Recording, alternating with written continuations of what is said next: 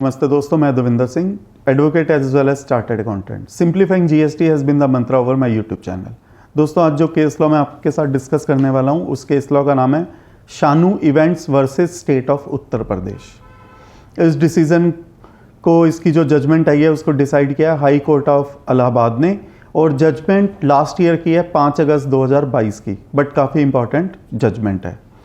जो कि पटिशनर है शानू इवेंट्स, ये एक इवेंट कंपनी है जो कि रजिस्टर्ड है मध्य प्रदेश में, कटनी मध्य प्रदेश में। जो पिटिशनर है, इनको एक कॉन्ट्रैक्ट मिला कुंभ मेले में हरिद्वार में, जो कि उत्तराखंड राज्य में स्थित है, और उस कॉन्ट्रैक्ट को पूरा करने के लिए इन्होंने एलईडी पैनल मध्य प्रदेश से कुंभ मेले हरिद्वार का एड्रेस लिखकर भेज दिए। और पर ई-वे बिल में ये शो किया गया कि जो पिटिशनर प्लेस ऑफ बिजनेस है, वो सामान जो जा रहा था वो place of business Madhya Pradesh से हरिद्वार जा रहा था उत्तराखंड के अंदर। बट ई-वे बिल बनाने में एक गलती हो गई। उन्होंने जो डिस्पैच का एड्रेस है वो तो ठीक लिखा, कटनी मध्य प्रदेश, बट जो प्लेस ऑफ शिपमेंट था जहां पर इन गुड्स को जाना था, वहां पर उन्होंने कुंभ मेला हरिद्वार उत्तराखंड तो लिखा, बट उसके नीचे गलती से मध्य प्रदेश और मध्य प्रदेश का पिन कोड भी लिखा गया।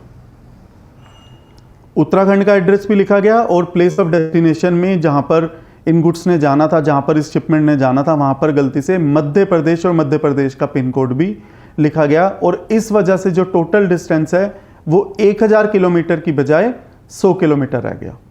और दोस्तों, जैसा कि हम जानते हैं कि ई-वे बिल की जो वैलिडिटी होती है वो किलोमीटर के साथ लिंक होती है। तो ई-वे बिल की वैलिडिटी जो आई वो सिर्फ 1 दिन आई। गुड्स मध्य प्रदेश से उत्तराखंड जा रहे थे, और अगर आप एलईडी पैनल वाले के लिए सोचिए कि अगर उन्हें कोई कॉन्ट्रैक्ट मिला है तो ये गुड्स की कोई सप्लाई नहीं हो रही, तो ये जो गुड्स जा रहे थे वो डिलीवरी चालान के ऊपर जा रहे थे, प्लस ई-वे बिल भी था। इन गुड्स को यूपी स्टेट अथॉरिटीज़ ने रोक लिया। जो मोबाइल स्क्वाड होता है, जो गुड्स को इंटरसेप्ट करता है, उनके गुड्स को, एलईडी पैनल को और इस गाड़ी को रोक लिया गया। और उन्होंने कहा कि आपका जो ई-वे बिल है वो तो एक्सपायर हो चुका है, उसकी वैलिडिटी तो सिर्फ 1 ही दिन है। उसके बाद ये जो पोजीशन है ये पिटिशनर के ध्यान में आई, और उन्होंने देखा कि गलती से कुंभ मेला हरिद्वार उत्तराखंड लिखने के बाद गलती से मध्य प्रदेश और उसका पिन कोड भी लिखा गया, और ई-वे बिल तो ऑलरेडी एक्सपायर हो चुका है, जिसके ऊपर यूपी अथॉरिटीज़ ने 2,16,000 का टैक्स इनके ऊपर लगा दिया और 2,16,000 की ही पेनल्टी लगा दी। यहाँ पर मैं आपके साथ शेयर करना चाहूँगा, 1 जनवरी 2022 के बाद सिर्फ पेनल्टी लगाई जा सकती है, पर क्योंकि ये केस 1 जनवरी 2022 से पहले का था, तो उस वक्त 100% टैक्स और 100% पेनल्टी होती थी। तभी इस केस में 2,16,000 का टैक्स लगा और 2,16,000 की पेनल्टी लगी है, जो कि टोटल 4,32,000 रुपये बनता है। यूपी अथॉरिटीज़ वालों ने ये टैक्स और पेनल्टी लगा दिया। उन्होंने, पिटिशनर ने यूपी में इसके अगेंस्ट अपील फाइल करी सेक्शन 107 में, और जो अपील है वो भी रिजेक्ट हो गई कमिश्नर अपील के द्वारा। जो भी अपीलेट अथॉरिटी थे यूपी में, उन्होंने इस अपील को भी रिजेक्ट कर दिया।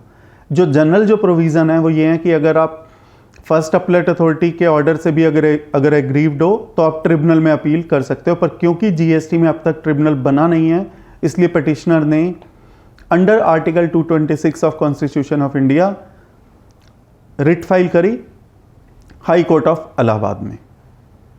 हाई कोर्ट ऑफ इलाहाबाद ने देखा कि जो इंटेंट है, जो इसके पीछे जो गलती हुई है वो इनएडवर्टेंट है, वो जानबूझकर नहीं है, वो डेलिब्रेट नहीं है। जो एरर है ये इनएडवर्टेंट है, और जो मिस्टेक है वो बोनाफाइड है। क्योंकि पिटिशनर ने हरिद्वार कुंभ मेला हरिद्वार भी लिखा है, उत्तराखंड भी लिखा है, और उसके बाद गलती से मध्य प्रदेश और उसका पिन कोड लिखा गया, जबकि कहीं भी पिटिशनर की ये इंटेंट नहीं थी कि वो डेलिब्रेट ऐसा कुछ कर रहे थे। तो डेलिब्रेट जब कुछ था ही नहीं, तो जो पेनल्टी लगाई गई, जो टैक्स और पेनल्टी लगाया गया यूपी अथॉरिटीज़ के द्वारा, वो उन्होंने निर्देश दिया कि इनके उस पैसे को, जो कि उन्होंने 2,16,000 टैक्स और 2,16,000 पेनल्टी जमा करवा दी है, वो उनको वापस किया जाए। दोस्तों, इस केस लॉ से मिलता जुलता एक केस लॉ रॉबिन्स टनलिंग का भी है, जो कि मध्य प्रदेश हाई कोर्ट ने डिसाइड किया था। उसमें भी गलती से जो गुड्स बॉम्बे से मध्य प्रदेश जा रहे थे वो बॉम्बे से बॉम्बे लिखा गया था, और उसको इसमें भी मध्य प्रदेश हाई कोर्ट ने रिलीफ दिया था। पर क्या सारे रजिस्टर्ड पर्सन या सारे ट्रांसपोर्टर, क्या वो सारे हाई कोर्ट को इतना ईजिली अप्रोच कर पाते हैं? Of course this is not possible for every person to become a petitioner और वो हाई कोर्ट को अप्रोच करें, because there is time and cost, both are involve. और इस केस में जो मसला था वो 4,32,000 रुपये का था, और ऑफ कोर्स पिटिशनर का जरूर कुछ खर्चा आया होगा अपनी रिट को दाखिल करवाने में। तो एक अमाउंट को सब्सटेंशियल देखते हुए तो यहाँ पर पिटिशनर ने हाई कोर्ट को अप्रोच कर लिया, बट हर मामले में जहाँ पर शायद अमाउंट इतना मटेरियल भी ना हो, शायद लोग हाई कोर्ट को अप्रोच नहीं कर पाते हैं। इसलिए one should be very careful in filling e way bill.